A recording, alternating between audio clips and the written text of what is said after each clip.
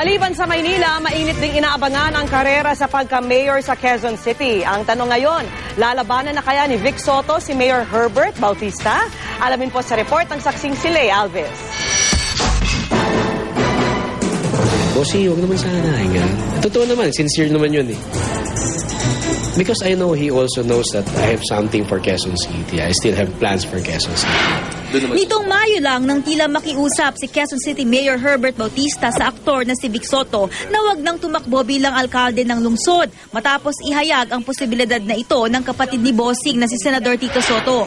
Ngayon, ilang araw bago ang simula ng paghahain ng Certificate of Candidacy para sa midterm elections, wala raw kahit isang nauulinigan si Bautista na tatapat sa kanya. Gayunman, ayaw daw niyang magpakakampante. Well, hindi ko pa alam. Siyempre, until October 5. Hindi natin alam kung ano yung mangyayari. Siyempre, pinapanalangin din natin na sana wala naman talaga para makapagpatuloy tayo ng magandang programa dito sa Quezon City. Habang si Soto, tiniyak na umunong hindi tatakbo sa Quezon City. Ayon sa kanyang pamangking si Councilor Gian Soto, na kapartido ni Bistek sa Liberal. Tatakbo yun sa MMF.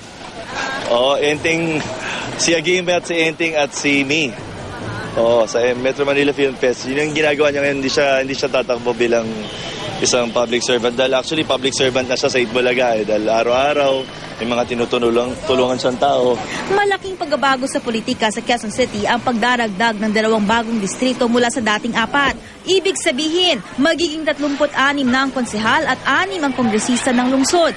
Tugon daw ito sa lumalaking populasyon ng Quezon City.